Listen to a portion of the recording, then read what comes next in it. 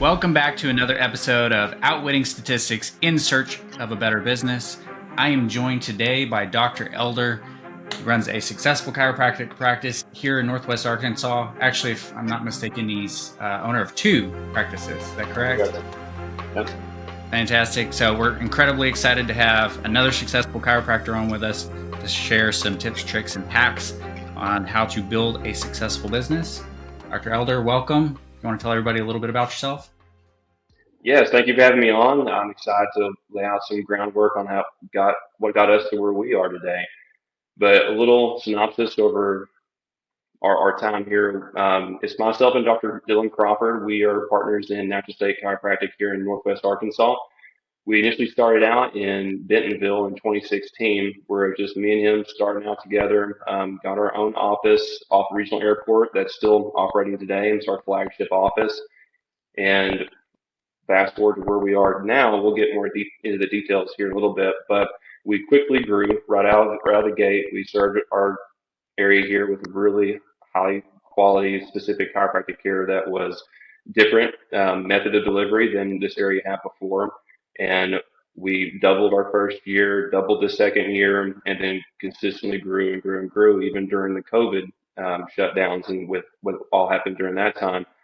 But in the past 5 years now, we've been voted best of the best chiropractors in Northwest Arkansas and also alternative therapies as well. So we're getting known around a lot of areas here that we are very honest and we have a very good, genuine attitude over how we treat our patients. Every person comes through our door, we treat them just like family, just like I would treat my mom, my dad, my grandma, brother, sister. Treat everyone exactly the same. And now we have expanded to Rogers, so we have our Bentonville office still running, doing fantastic through there. And that is Dr. Crawford. He's running that one on his own. And we opened up here in Rogers in March of this past year. And so far, we have already exceeded collections that we had from this year at Bentonville just in these past few months here in Rogers. So we've hit the ground running, and we have more aspirations to keep the mountain growing where we are. So it's nice to see where we are here. Just a lot of hard work went into it, and a lot of good decisions at the right time help us get where we are today. Sounds like you guys are doing quite well and have probably already mapped out what the next year or 2 years looks like on projections for growth. So we're excited to watch that come together. I usually ask everybody that comes on a little bit about who they were as a kid. Did you know you were going to be an entrepreneur when you were a kid? Was it something that came, later in life? You're influenced by somebody? Rewind for us a little bit and tell us a little bit about Taylor when you were younger. Yeah, absolutely. Honestly, mine started early. A lot of it came from watching my dad work really hard. He is an entrepreneur himself. So he is a used car salesman. So I grew up in the sales world. He's also a professional fisherman as well. So he's always busy, conversating, doing a lot of trips, and he did a lot of different things. So I watched him do those 2 main jobs, and also as president at our local bank, president of the board of nursing home, and also he was the individual of our small town. I grew up in a town of a little under 1,000 people, and when anything happened that was dire or large group of people needed help, they would go to my dad to either do fundraising or what we could do, loan them a car, help them out any way that we could, even let them have a rent house, different things like that to expand his potential to give and to help your neighbor as much as you possibly could. So I knew that I wanted to be involved in communities and help people out in any way that I could. And honestly, going through that, knew I wanted to work for myself initially. I didn't ever want to work for somebody. But being younger, I wanted to be like every other kid. I wanted to be, NFL quarterback. Whenever I was younger, that was like my big thing. Like, okay, I'm gonna get this. And whenever I was 14 years old, I had a really bad four-wheeler accident. I was also playing a bunch of different sports. So I was quarterback, played basketball, baseball, track, all the things. And I was having a lot of injuries on their own. So I started going to see a chiropractor when I was 14 and started seeing him, started having some good improvement. And honestly, it wasn't like a big testimony, like I was able to, you know, hop off the table and I was perfectly fixed my first adjustment. but it was the way that he explained how the body heals and how things work. And I'll never forget this, but he knew that I was passionate. I wanted to help people, and I was excited about the body and what he was talking about. And I remember I was 15 and I was shadowing his office, and he showed me an X-ray like he has many times before on the wall. He said, "Look at this." He's like, "Do you see anything here that doesn't look right, or what do you see?" And I was like, "Well, I see black and white. I see bones. That's about it." And he told me, he's like, "Well, if I would have adjusted this gentleman," he said, "he would have bled out in 30 minutes and he would have died in the office." And I was like, "What in the hell? What? Like, how is that possible? What are you talking about?" And he pointed out there was an abdominal aortic aneurysm forming on this individual that he took an X-ray prior to his adjustment because he was a long haul truck driver that was in probably once every 6 months, and he was talking about this abdominal pain, other signs and symptoms that did not sound right to him. And him being a great doctor stopped and was like, "Hey, let's take a quick x-ray and see what we got." And turned out that what was going on. He called an ambulance, got immediately to a hospital. They were able to take care of it and essentially saved his life because he would have been back on the road and something would have happened while he was behind the wheel. And that was like a holy crap, like that walk through your office and through your deliberation that you are able to be smart enough to know, like, wait, we got to pause the brakes and let me see what's going on through here rather than just focus on the spine and making things move.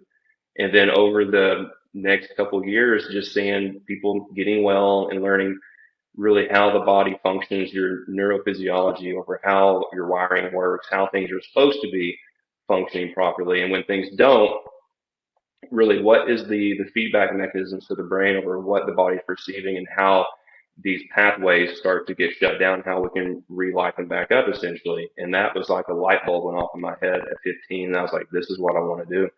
I was still really passionate with sports. I wanted to help people out with sports. So ever since I was 15 years old, I knew I wanted to be a chiropractor. And that's where I've been stuck. And throughout high school, college, going through undergrad. Nothing changed. My passion for it just grew deeper and deeper and deeper. And with that, I kept seeing just these miracles that all the time I hear stories like, "Oh, you want to be a chiropractor? This happened to my aunt. She was a chiropractor and she was able to move her leg again." You know, wild things that just kept me like, okay, my focus is straight on the path that's in front of me. And I did want to still work with athletes as much as I can. That's why our office here now, we see Olympians, we see ex-Razorbacks, we see pro athletes as well, pro boxers, different people that really, really need to have that competitive edge.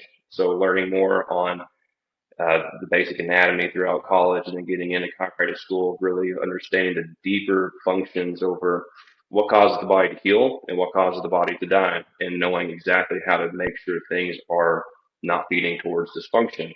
And then using that capability to help athletes have the best performance advantage possible has just been a deep passion of mine. And I'm honestly so lucky and I'm so blessed that I found early on what I was passionate with and then I can make a career out of it. I mean, if I wasn't doing this, I'd be helping people in some way, shape, or form. But I really do feel like God's blessed me and be able to put me in this position and give me the potential to meet amazing people and help them along their way to make sure they're living the best quality life possible. I think that's truly amazing that you were able to see your calling early on. I'm a little bit jealous because I was quite a bit older, probably mid 20s, before I really started to understand who I was or what I wanted to do. Um, the job that I held with Walmart, working on their mainframes, was fun, and I enjoyed the competitive nature of like growing and climbing the ladder and whatever. But it wasn't me or what I am passionate about. And even starting this business, it's changed over time. I'm realizing that like I originally started this as a cash flowing business to help me build our family's wealth so we could invest in real estate and stuff like that. And yet that is definitely not the thing that gets me up day to day. And what I'm kind of hearing is you're probably similar. It's about helping people. I love seeing the impact that we have on people's lives. It allows them to expand their business, take care of their employees, put food on the table for their families.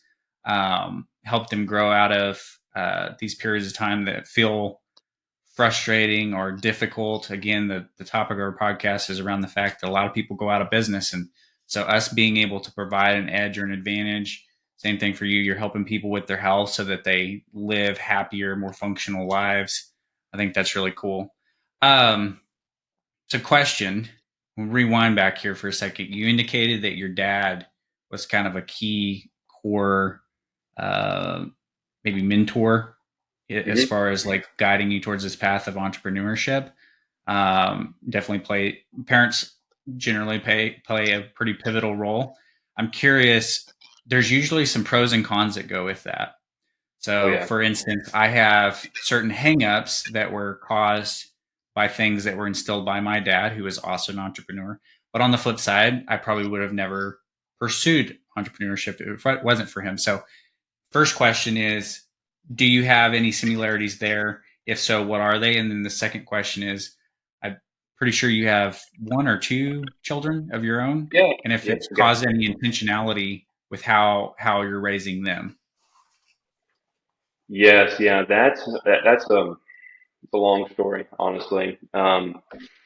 Me growing up, my dad always had such a high expectation for me, no matter if it was just with sports, with school, or just your manners and being cordial and things like that. But early on, and looking back on things now, it's a totally different perspective. But whenever I was younger, things kids shouldn't have to go through and to put, I don't want to say put up with, but be put down on. So much so that was a big, at that point, good way to put it, be a barrier of entry because he had such high expectations for me. It was pretty much like he was talking to me like I was, college quarterback and things like that. I remember, um, after every game that we played, no matter if we won, lost, it'd just be a horrible ride back home. A lot of like you're worthless. You're not going to amount to what I expect you to be. And being from like 8 going on to when I left high school, it was like that all the time. But he just wanted the best for me that he knew that I could reach. So he saw potential in me.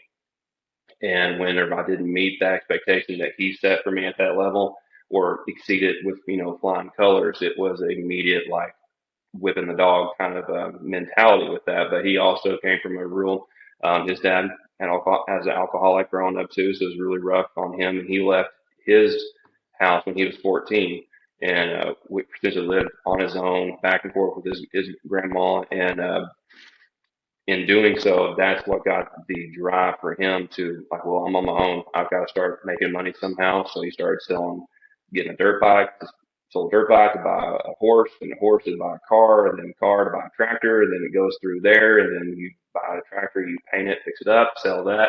So he's been wheeling and dealing for forever, but his kind of raising with me was just a high expectation, no matter what. No rest, no giving up of any sort, no even thinking of that nature. And I think with that, you're not responsible for how things happen to you, but you're responsible for how you react to those and how you are responsible for what you use with those. So very early on, so at 10 to 15 range, or when I was years old, that set a huge expectation for myself. So even to today, I expect more on myself than anybody else in the world could ever expect from me. So I know if I meet my expectations, I'm going to meet where I need to be in the world in that aspect. So that is kind of my own worst critic in a way, but that's kept the momentum of success for me to roll and roll through the hard times in life because they're going to be there regardless if you're having a good time or a bad time. They're going to put you down. And being able to know that I've been through some rough times and that I've kind of fought off some demons on my own and still can get to the other side, that's been a huge help for me. But with him, watching him be an entrepreneur and knowing that he has to do these things. If he doesn't do that, then nothing's going to function. Does all these different things, but if he doesn't show up to work one day, everything else does not move. He's just a very very hard worker, and at the same time, a very respectable person. Like anybody in the town, and actually, people all around the state and country that just from who he is, because he's one of those personalities that you remember Chris Elder. You know exactly who he is, and that he helps people all the time too with what he does. But seeing him work hard and just knowing that he's doing all this, then that's kind of like where his ceiling is my floor. I know that he can do all these things, so I'm starting out to where I know those things can be done, and what else can I expect out of myself more, so that I can make him proud, my family proud, and make myself joyful in what I do and proud in what I do. It's kind of like goldfish. If you put them in a bowl that's too small, they stop growing. You put you in a large enough bowl that you're able to grow continuously into bigger and better. Um, Yeah, yeah, that and a lot of tough love to thicken your skin to know that you can get through those hard times that normally people will succumb to. And it's a shame to see people succumbing to their own mind and mental blocks, but it's easy to happen, and they are huge mountains sometimes to overcome. it sounds like, from what you said, that there were definitely some challenging times when you were younger. And I'm just curious, reflecting back, do you harbor any resentment for how that was expressed or whatever? I Or is did. it more of a respect of where it was coming from, whether it was presented the way maybe we would do it today or not? Is that kind of what I understood? Yeah, I did for for some time. Throughout high school, did is just like why this is making any sense. This is going on, but it took me getting out of college and really getting, honestly, getting into chiropractic school and pursuing my career with as much passion and focus and hard work that I could muster, that I could do to make it through everything. But he was able to see that.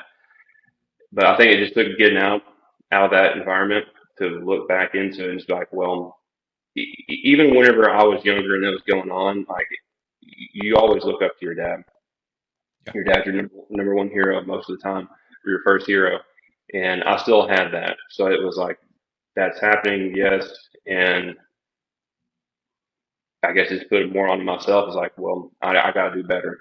I got to do better. I got to act better. I got to do better in school. I got to do better in sports. I got to train. I got to get things under control so that I know my potential in front of me. But now, like, if I didn't have that, I'd be a completely different person. So our relationship is fantastic. It's better than ever has been. So I think the way things were back then were exactly the way things were supposed to be. I wouldn't change a single day.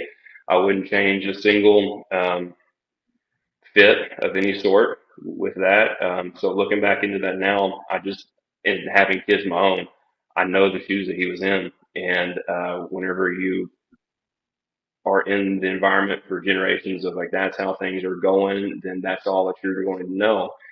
And he told me actually one of the things that I'll remember for the rest of my life was whenever we had our first girl, our first child. She born 3 years ago last week, and he came up first few weeks that she was born, and he was just hanging out with us. And whenever him and my mom were about to leave for the weekend, he was seeing me really hands on the baby and stuff like that you would do. He never did any of that, and he told me, he's like, "You are breaking the cycle." He said, "I'm so proud of you. You're breaking the cycle from what our family has been." And he's just like, "I'm so proud of you for doing that and being exactly who I want you to be." So that right there will stick with me forever. So I wouldn't change anything in the world on how things were. It's just we got to pick up where the cards fell and make the best hand out of it. It's always an interesting balance because, again, analyzing what you said about your dad, what he was doing is was born out of love. And so as we modify our behaviors, there's got to be an intentionality, or I feel, as far as how I raise my own, that I'm very intentional with how I say what I say. That way, there's no mistaken or misconception of what the point or the objective is, which is I'm trying to help you. I want you to learn those kind of things. Some of those are tough, right? Sometimes we have to provide a framework of this is wrong, don't do that, right? But um, I think kids are just so impressionable that we got to be really, really careful about how we say what we say. My own journey through entrepreneurship, I've had to go do some unlearning of things that were presented to me that I think Right. were harmful. Again, in the moment, they were done innocently, wasn't intentional, but impressionable children take everything you say and it's quite literal. So I Yeah. think us as adult entrepreneurs, number one, can look back, maybe assess that maybe we're restraining ourselves or we're held up because of some of those mental blocks, and to attack those. My last podcast guest, which this episode hadn't come out yet at the time of recording this, but we discussed similar things. He works with very high level entrepreneurs, ones that operate into the billions, like managing large hedge funds and stuff. And he said even they, as super high performers, they spend a lot of time doing some what he qualifies as inner child work, just trying to break through some of those psychological barriers to take them to the next level. Um, Right. thank you for sharing about childhood. Okay, let's fast forward now. So we understand you very early in life got your mission. Again, I'm a little bit jealous of that. It took me a while to figure out who I was. Um, so going into chiropractic college, I know that from speaking to lots of chiropractors at this point, they don't provide a lot of business education per se. Sounds like you had influence on entrepreneurship from your dad. We went to college so that we could graduate to do chiropractic, but were there mentors or places you looked for that external information to help give you that edge as far as business goes, or how did we go from there to now? Yeah, man, for business out of chiropractic school, there's nothing they teach you for that whatsoever. It's just regurgitate information.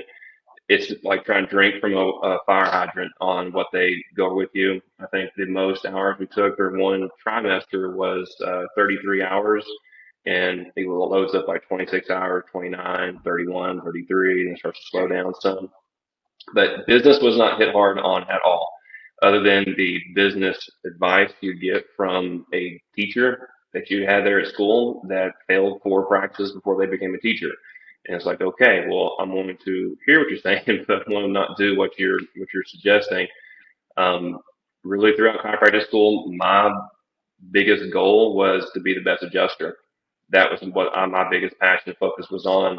Going through the schooling, the neurology of the brain, that was the most fascinating aspect of it. And then learning from uh, a good neurology professor there helped me out a lot. But mainly to be the best adjuster, because I knew that if people are coming and getting a literal hands-on service, if you are the best at that hands-on service, then you'll get a lot of referrals. And that's when me and Dr. Crawford came into contact and became friends. That was, I think, the first year in chiropractic school, because he came from a family of chiropractors. His mom and dad both were chiropractors, and he already had some hands-on kind of like basic fundamentals of that tactile sensation. So me and him became instant friends, and because we both wanted to be the best adjusters, so we would go to every seminar if you could over adjusting techniques, different mentors for adjusting techniques, different diagnostic techniques as well. And that's where it started out. Like, okay, we've got to get through school so we can show people what we can do. And once we graduated with, I've lost count now, but it's in like the mid 60s, maybe upper 60s of people we graduated with. And we started with 120 people. So throughout that course of time, people weaned off. And out of the entire class, we were the only two that were opening up on our own. It's very, very common now with chiropractic as well as dentistry, from what I've heard from different friends, is that You go to school, you graduate, you become an associate doctor under someone else's practice for a couple years to indefinite. It's kind of all up to you until you get enough um, foundation or ground underneath you that you can step out on your own. We didn't want to that we didn't want to do any of that at all. Our last half a year, last year of our clinic or our residency, you want to call it, where we actually did a community-based internship where we actually went out and practiced underneath the doctor in the field in like Richardson, Dallas, Plano area, all around there. And we did that, and that was fun, but we wanted to have more control and like how things were ran, what we wanted to do. And honestly, we weren't even figured to being partners yet. So we both were just doing it at the same time. And I had my mission of honestly, when I first was getting started, like I'm gonna go to Florida, I'm gonna go to Colorado, I'm gonna go somewhere like tropical or somewhere up in the mountains that I'll just be, loving the new environment. And the closer we got to graduation was more like Arkansas, just pulling at my heartstrings to come back. So immediately I was like, well, I know Northwest Arkansas, one of the most fastest growing areas even back then in 2016. We got JB Hunt, Tyson, Walmart, Carmart, all these different places up here. So I knew this area is where I wanted to start up at, just from all the other businesses up here, and started looking at different areas. We were usually going to start in Rogers, start things off, but then we came up here and was like, well, Bentonville is the area that seems to be growing faster with Walmart. Things are newer, more modern in different areas. And after we graduated, or prior to graduating in 2016, we had a talk over because he was initially going to go back to New Mexico, where he was from, and work for his parents. Already had all planned out. That's what he's going to do from day one, started school. And we were both in clinic at the same time. And me and Dr. Crawford and about five other kids out of about 500 people practiced a certain technique. And we were seeing a lot of the patients that our staff doctors were seeing that were chronic pain patients like lupus and endometriosis and just a lot of pain-based inflammation type of disorders. And we started getting amazing changes in people very quickly. And when we would co-treat patients, we even had our staff docs, different docs around town, because we were treating all the staff, the janitors, the staff docs themselves, because they saw what we were doing was different.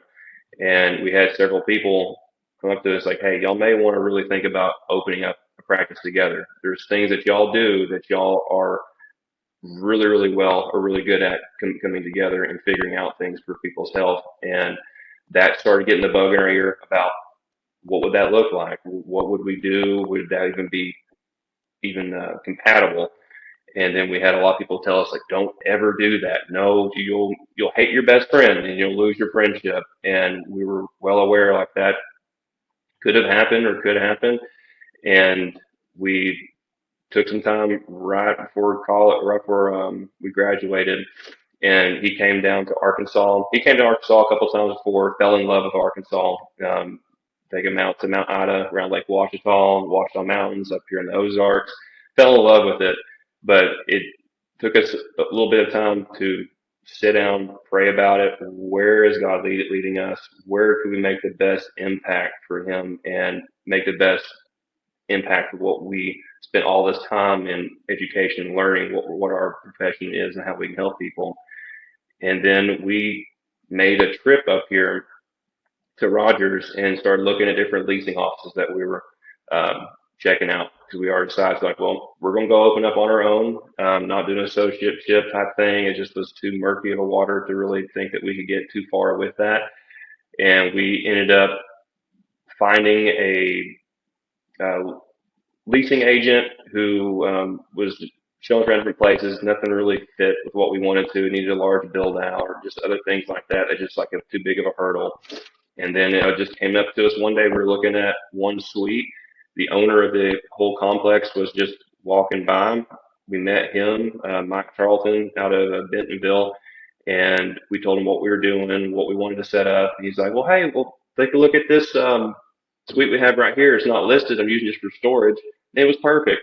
had 5 rooms in it that already were walled off, had windows in it. Everything looked great. So we opened that door open for us right there. We walked in there and we stayed there for uh, about 3 years. We stayed in that location. But backing up a little bit more on kind of like right from transition from school to getting into business, we had to do all of it on our own, getting set up as Secretary of State, knowing what we should do with that. I thankfully had a good friend that was president of the Law Association of Arkansas that helped us get set up. Of like, okay, you need to get these things done legally, so you become a business. And then when we got that set up and we're able to get our not certification, but our provider identification for insurances across the board, then we started to really dive deep into networking, meeting people around the area. We met a couple who has been instrumental in our initial growth, Gary and Paula Halstead. They own Comfort Keepers in Bella Vista, and they're like the networking masters. They know so many people, and they're so great at networking. We met them, and then it essentially became like they introduced us to different people, other prominent business owners in Northwest Arkansas, and it came quickly over who do we need to meet that you know, who else should we meet? Do you know somebody else that we could have lunch with? Do you know any other events going on? And that was mainly the big thing. So it's diving deep into networking, doing different networking groups with people. We did BNI for a little bit. There's another one called the NWA Mob we did for a while. But getting into any type of ribbon cutting at the chamber, anything that you can get 30 seconds of a talk, a minute of a talk over what you do, what drives you, and how people can send people to you type of thing. That was our biggest start off because that started getting us patients. Because the first few months of being open, you may have one or two unproductive day. So you have all this time to fill through the day. So we literally were going door to door, going to different businesses, setting up lunch and learns, going up to Bella Vista, doing a health fair for anybody. And anybody that would let us talk for 5 minutes, we would get in front of them, tell them the beauty for what we did, chiropractic, how we can help them out, how we can get them set with their first visit. And that was our big kind of push, was just breaking down any comfort zone barriers of wanting to stay in the office, hoping people just came to you. We would go to all of our neighbors, we would go to all the businesses around town and just introduce ourselves and then see how we could help them. Really, So I have a ton of questions. There's a lot to unpack there. yeah, So here in a second, I'm going to circle back and I want to talk about partnership because that was a challenging one for people. right. It can be very helpful to have a partner in certain instances, and others it can be detrimental, and you both go backwards and you're both frustrated about it. It may not be a either or right or wrong situation. It may just be incompatible, as you said. Finding a compatibility. Something else that I want to highlight real quick though is Dr. Elder just got through saying that he focused on two core things that are necessary for growing a business. Number one is he went and focused on having a really good product. That's where he put most of his effort. That way, anytime somebody did come and try his services, they were blown away, and that leads to people naturally referring business. I Mhm. run a digital marketing company. I still advocate that word of mouth and having a superior product is what's going to drive. We can run tons and tons of leads to you, but if you have a bad product, it's gonna suffer. So focusing on your product and being the best at that, and I think something that I want to tie to that also, based on what he said earlier, is that it's not just born out of trying to build a business to generate money. It's because he genuinely loves helping people. And that's, I think, why you pour so much focus on the end product being really good. So I want to point that out. The second thing is I see a lot of people try to skip over the hard work. There is an earned right to have customers come to you when you're starting a business. You don't start out with everybody just flooding in from your paid advertising or a magazine listing or a billboard or whatever your method is. those things are great and they are tools that come, but I don't think there is a way around that initial hard work that we just heard him say he put in, which is going out, getting amongst people, getting familiar with talking to them. That's also going to give him an advantage down the road whenever you jump into any kind of paid advertising. And I want you to weigh in on this when I say this. When you start doing paid advertising, you truly start learning whether you feel like you're good at what you do or not, because there's going to be an immediate feedback of if you spend dollars and opportunities come in and then they don't turn into dollars back. That's a really frustrating feeling. And it's preferable to go put in the sweat equity, get those opportunities to get in front of people, to have your practice, get those reps at how you should present your information. That way, when the leads are coming in through your digital forms or whatever, you know that it genuinely provides an ROI. What are your thoughts on that? No, that's That exactly resonate? right. I mean, whenever we didn't start out doing any ads, so when we first started getting the ads rolling, it was like that. People were coming in, but yeah, if you're paying money for that, it's not cheap to market, but it's extremely valuable. And if you're putting money in, but you're not getting that return on your investment, that's another momentum stealer. Because like what you said earlier, that my big things with that is also the passion of what I'm doing. That just fuels that momentum, that fuels the energy to be able to do that hard work. But if you're doing your service, whatever that may be, and you're not getting that return on your investment, then there's something that needs to tweak back into the foundation of what you're doing day to day. And we can get more into that also too, because I have a reasoning behind that also. It's not just business success; like your life needs to be successful in all aspects that you have control over. With the just to recap the advertising, and then we'll move on. Um, Paid advertising or marketing in that manner, I think, is a magnifier of what you have. It's not going to do the work for you, and so it's like gasoline poured into an engine. That compression takes place and it focuses that energy, which causes the drive of the vehicle. Versus if you light some gasoline on fire out in the middle of a field, it's going to go whoosh and it's gone, and that energy doesn't go anywhere. It's not directed. So I like what I heard about they put in the work, getting out in front of people. You need visibility, and so he chose networking as a way to do that.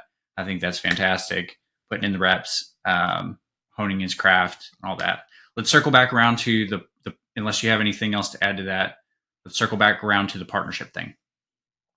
Okay. Well, what questions do you have on the partnership? Like how it started, how's it going? Yeah. So number one, I presume at this point you'd say it's been a fairly successful partnership. It has been. Um, but what were some of the things you guys weighed out, and then some of the opinions that I hold? I've had a past partnership; it didn't go well. I think there's a need for there to be, how do I put this? Sort of a counterbalancing, or they're good at something, they're bringing something to the table that you don't have by yourself.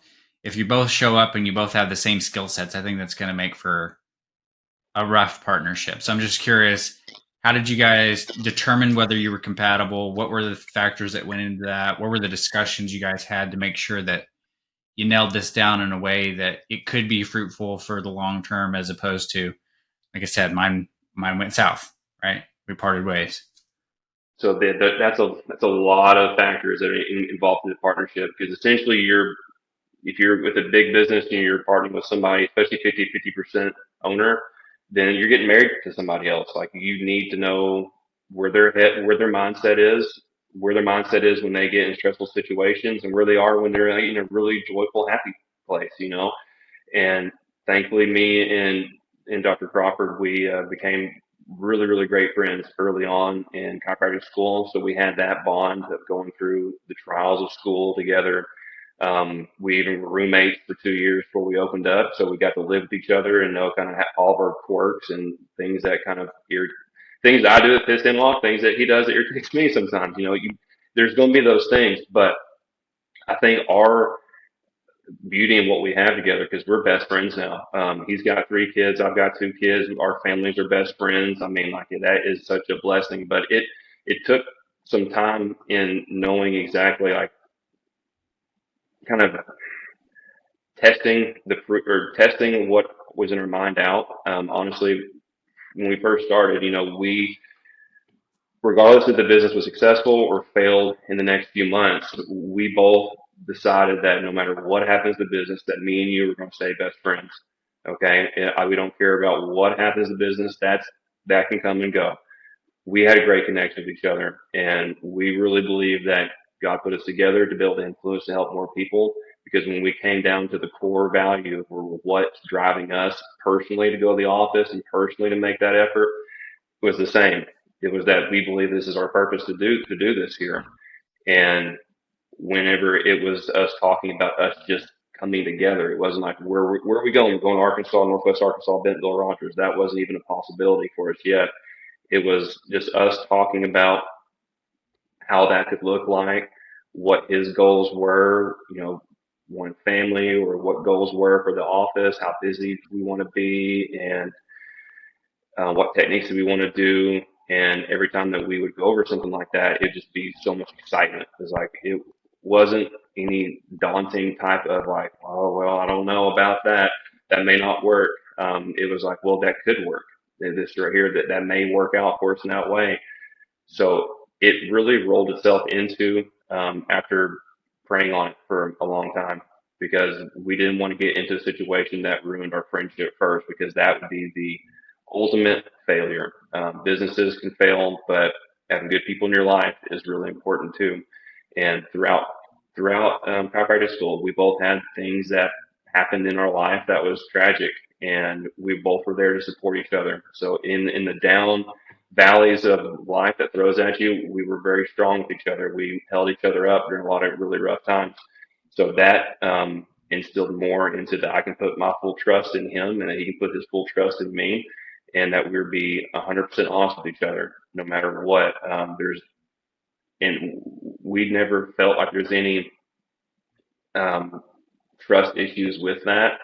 So we knew that when we made a decision together that we're going to see this through. And we both want the same end goal is to make a very successful business that we both can be proud of and that it can both support our families and give us security for what we're wanting to do in our life. And when we came together for up here, we moved up here with nothing. My wife now we were dating, so for us to be able to afford up here, we all got a house together. We all split rent 3 ways so we could afford it. My wife's a dental hygienist, so she was quickly got a job up here, thankfully, and she was supporting mainly us because she was making more until we started to be able to establish a better name for ourselves, and then we were able. And I got married to her a month after we opened. Um, so it was a lot of stuff happening very, very fast.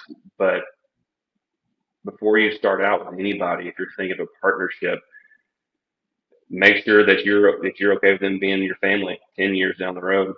Okay. And with whatever big decision that goes on, kind of to balance it out, is this going to matter in 5 years? Or is this just me, my pride coming into play? And that was a big part too. Like we had no pride with anything. We're both very, very humble in what success that we have been given, and we've been humbled by life a few times too during practice. But whenever he may be down with something, like just depressed or something happening, I'll be coming up with like, hey, the glass is half full. We actually got the next day, we got 4 new patients or something like that. There's always something more to focus on, and whenever you have a team aspect of that mentality, it helps out a lot. But also, me and him came from sports backgrounds too. He was state championship track and field for 2 years in a row. I came from football, baseball background, state championship quarterback, great team building things. So we both were seeing ourselves part of the team. So it wasn't like an individual thing of like, I'm going to do good and you're going to do good. It's like, no, we are both going to do the only good. And we have had a motto for years, and it's kind of a survival motto, but two is one is none. Is that way we viewed it? Is that we wanted to be our own island, kind of so to speak. I don't think you'll at all uh, hate that I'm drawing this comparison. I think you may even said it earlier on. It almost sounds like you guys approach this the same way you would dating somebody and with the expectation of potentially getting married. Um, it sounds like similar rules kind of apply, and that makes a lot of sense actually. And in retrospect of my own partnership and why it failed, I can see why and how that occurred.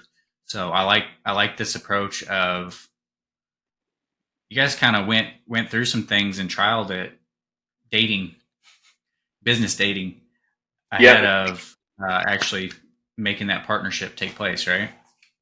yeah, through school helped us out a lot, knowing how we both are. We're very similar in a lot of ways, but then we're very different in a lot of ways too. So there's certain aspects of business that he handles um, that he does a better job with, certain things that I do a better job with. I like the tech side of things. That's going to be more um, his expertise and more of like the patient communication side of things and um, uh, other aspects on direct patient interactions that would be more so my type of thing. So we found that just throughout practice, though. That wasn't something that we knew the entire layout of how we each fit in different pegs for that. But I mean, I would say somebody who's saying a partnership, you got to make sure that it's not just going to be like you're going to be friends in the business because that's not going to be as fulfilling as you think it will be because there'll be times like, I think I could do this on my own.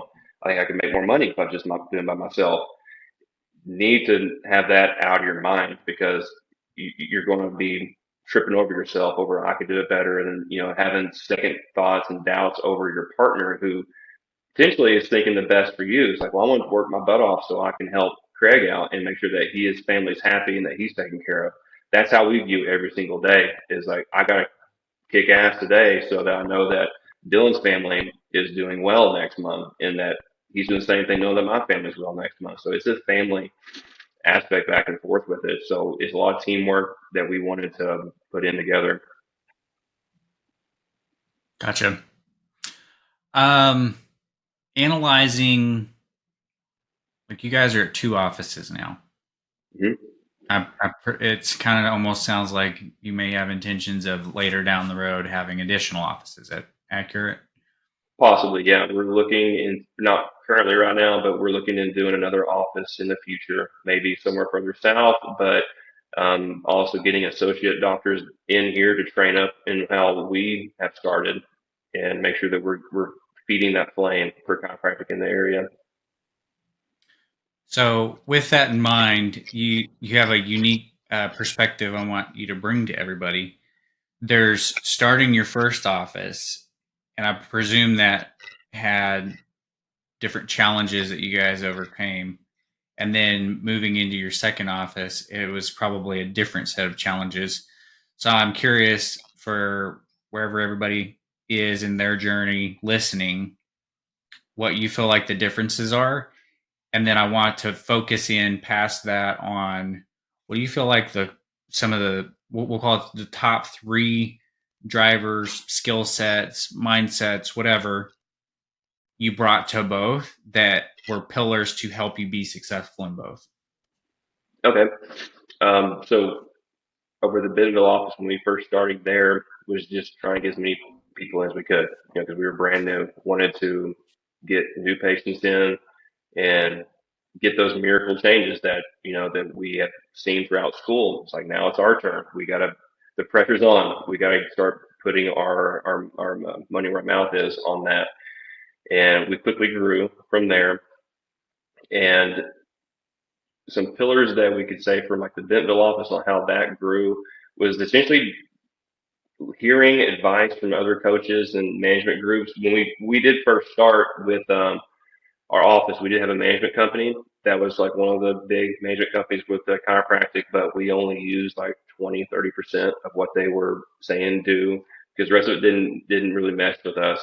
So our discernment was a big pillar of like, okay, I hear what you're saying. I know you're successful. I know that's the way you've done things, but does that fit with me? Does it fit with Dr. Dillon? Like, does that work? So having good discernment over what you want to do and know that you will do with joy in your heart is a big thing. And then from transitioning from just 2022 to where we are today in this office, um, it's a completely different world, honestly, because we're not in the same building anymore because we got comfortable with each other. So we got comfortable with each other doing 50% of the work, to make 100% of a day. And that became, now looking back onto that now, was getting some complacency. We were, we were doing well. We were growing.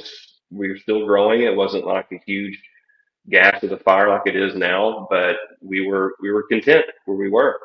And I could feel that now. That was like, okay, that was just me getting comfortable in my own comfort zone again. So we knew that we could do more. We knew that there was more potential for growth, and we knew there's other things that was being asked of us that we could deliver. Just that it was hard to do it right there because we were so used to just making that 100% by just getting 50% with it.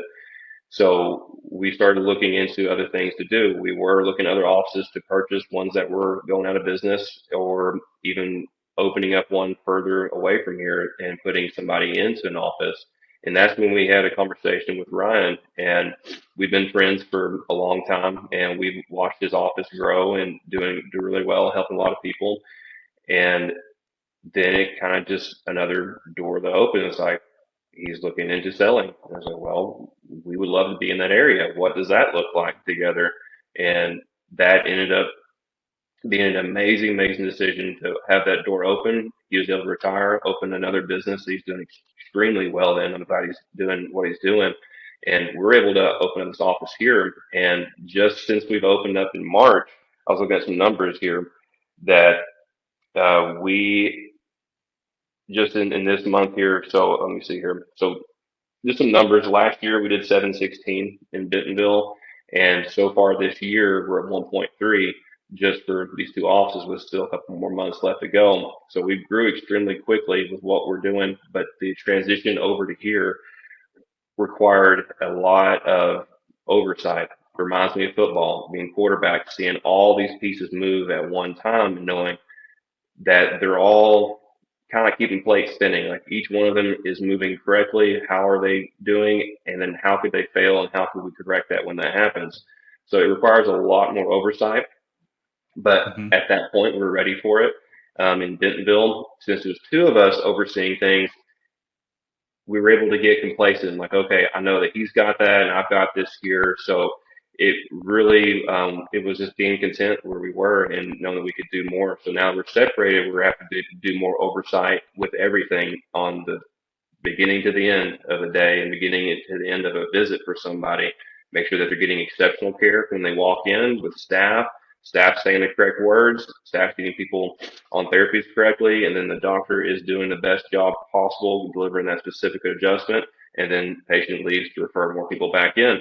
So it just the ability to have the I guess it's just oversight to know like, okay, looking at things moving quickly, not getting overwhelmed with that and seeing how things could get better and make sure that you're auditing yourself and that you're expecting more out of yourself than what you did the day before. Would you quantify? You're using the word oversight. Would you quantify that as just awareness, like full Yeah. awareness of what's going on in the business? Is that a good word for it? Yeah. Awareness. Um, A better word that would be honestly is having present time consciousness within the situation. That's another thing that me and Dylan coined back in school was PCT. PTC, present time consciousness, is that you need to be consciously there, but still be able to know what's going on around you. So it takes a skill to know exactly like engage, but then also know where things are moving for that day, the next week, the next month, and where things are trending for what you need to do to get prepared for it. okay, I like that. What would you break down are like core skill sets or attributes for you as a leader that you feel like are necessary for any kind of business, regardless of it's chiropractic or not? What do you feel like you bring into your partnership that you currently hold that you're really strong at that are necessary drivers for the business? Right. I think the top thing is to lead by example. If you're not willing to do it, then no one else below you will, or anyone else around you will. So lead by example, and that's in business and in life. If you know something's wrong, don't do it. If you know something's right, do it, and make sure that you are influencing people that way. Another one is to be coachable. You will never be too good where you can't learn something new. And to be humble with that too. There's people that you will be able to learn things from that you never would think that could teach you something. So everybody that comes in through the office or that I meet in life, I think there's something I can learn from them. I want to learn from them. So that's another huge one. And then just be humble because this all could be gone in a day. It could be gone tomorrow, and knowing that your purpose is what's pushing you and not something artificial that could disappear. I think what I heard is there's quite a few great life and business principles in the Bible. Mhm. Yeah. Yeah. Okay. On the note of being teachable, Mhm. again, coming out of chiropractic school, they don't give you a lot of education. Let's presume everybody listening is chiropractors for a moment. What routes would you suggest they take to acquire the information they need, albeit whether it's like books, seminars, mentors and coaches, going to a successful practice and just being an associate for it? Like, where do you feel like the most value of their time is placed as a brand new fledgling just got out of chiropractic college? Okay. So if you're just getting out of chiropractic college, make sure you know your technique well. Um, don't want to be something that you're unsure about with somebody because they're going to notice that. And to, I mean, I'm a big fan of Jim Rohn, always have been. Um, a lot of it is the manifesting your success. Don't start up here that you're not good enough and that you're going to fail because you will. It starts up there. Um, I think he made the book. No, How to Be a Millionaire. This one I read recently is good. Mentoring people that you see that you like how their life is and that they're successful. Go and mentor them. That's one of the things I did with my chiropractor back home. So it started it all for me.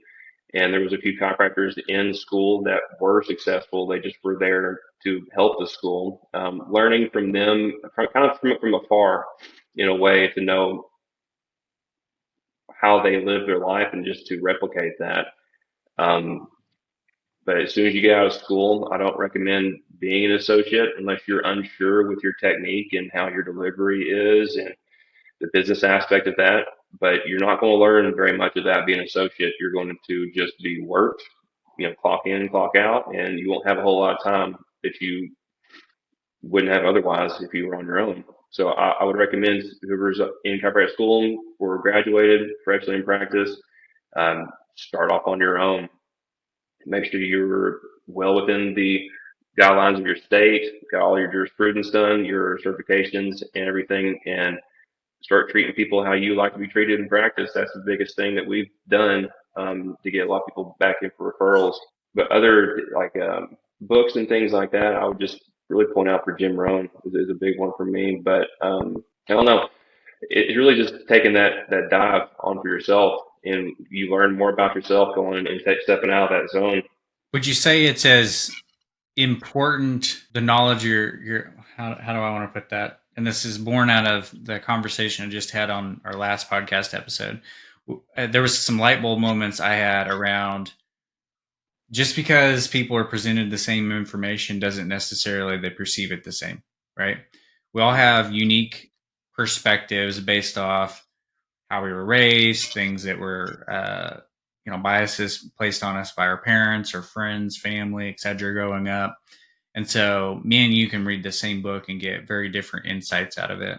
So the objective I set personally is I'm continuously looking to acquire more information even on the same topic. So even the nature of this podcast, I think I laid out for you before you hopped on here that it'd be silly to think that some of the things we're discussing are not shared in other places, but how Taylor says it or how I say it in this particular episode may be the one thing that changes your perspective, or is that light bulb moment to truly understand the concept or idea that may be elusive.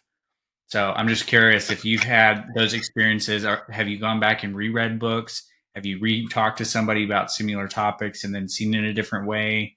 And how do you see is the best way to facilitate having those light bulb moments? I mean, I've had a few light bulb moments just recently for some things over how like this office was ran compared to our other office was ran because Dr. Warren was running this office before we took over, and a lot of things just make sense. There's a it's so easy for ourselves to make things harder than what they really are.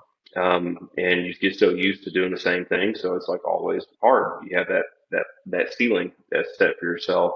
Coming back to being humble, learning from different people that are in your field or that are similar to you and just kind of saying like, oh, okay, like you said, that's another way to look at the same thing that I've been given for years, but that makes so much more sense um, for just even like patient flow over here at the office, in Roger's office, having certain tables set up in a right way. So like over here, we have just two adjusting rooms and a trap door in the middle of those, and being able to just go from room to room without having to go out in front.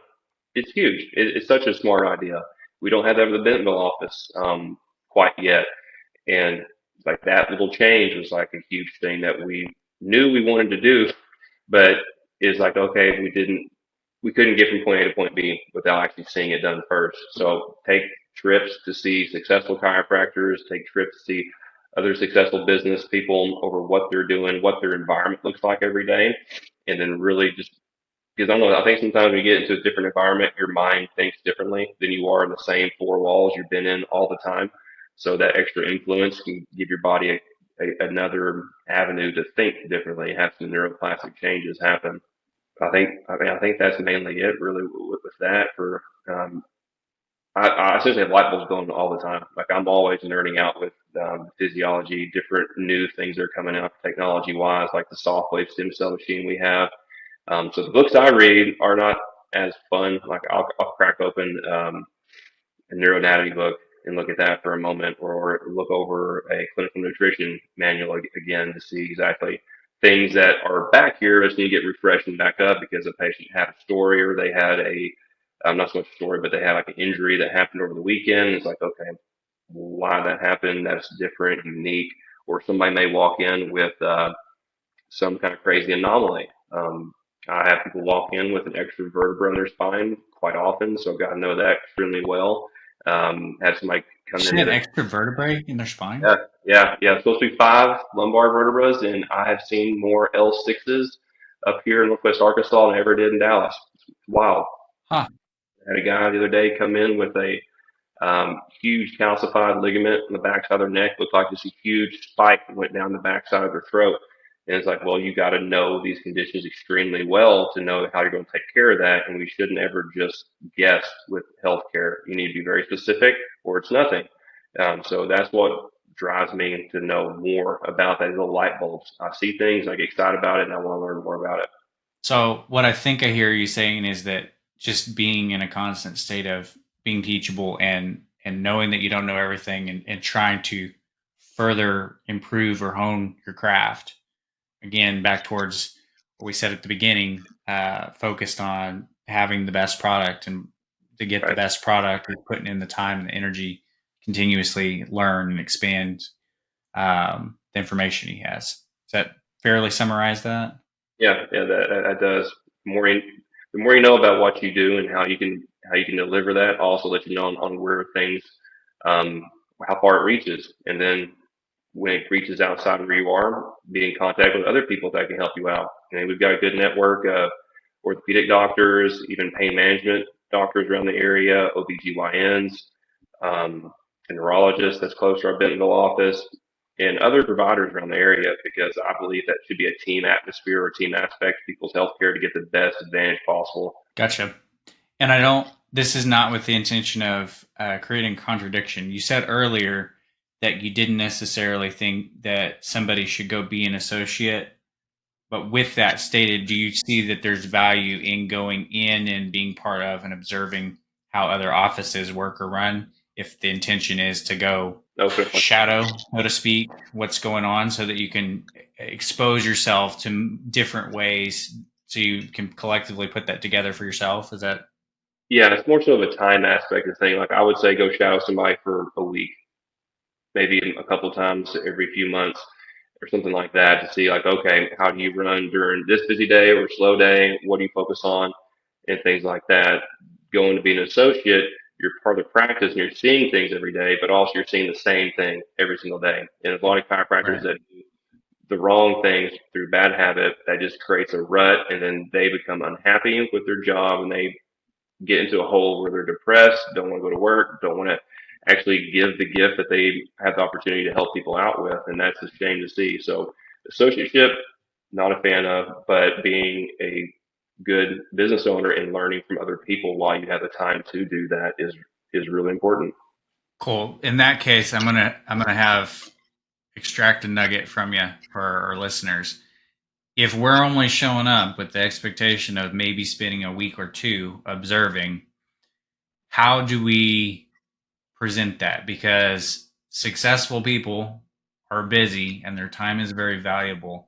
How would you approach an office like that and uh, create that relationship where they're willing to let you come in and observe in that manner? If I was to go to somebody and say like, hey, I mean, honestly, just be like, hey, I love what you do. I see you help a lot of people. And I would love to learn from you ways that you're running your office. And as long as you're not open up like right down the street from them, most chiropractors will be hopefully helpful. Be like, this is how I do things. We've had people shadow us quite a bit in our Bentonville office, and we've had a lot of kids go to chiropractic school that shadowed us first to see like how does this work behind the scenes. And there's good chiropractors out there that do want you to become successful. There's plenty to choose from in that aspect, but I would approach somebody in a way of I wouldn't say replicating what they do, but seeing the value in what they do is different than what has been given down the road or someone that they're in competition with to say, I like what you do. You help people. You seem to love what you do. I'd pick somebody out with that too. They don't want to go to somebody who's successful, but they hate their job and they're not happy at work. Go find somebody who loves what they do, who's passionate about it, and that they are also extremely successful. There's usually things that you can just observe around over how they act, how they react, and how they treat their staff and patients that you can directly take back home. And sometimes that's going to a seminar. Sometimes that's just having a lunch with a doc and them just giving you their gold nuggets for running a practice and things to look for. So, number one, we're being specific about who we're approaching. We're looking for someone that is in a position to give back, that wants to give back, and then they're what they're kind of receiving out of it is the ability to give back and maybe some validation in what they're doing. Is that what I'm understanding?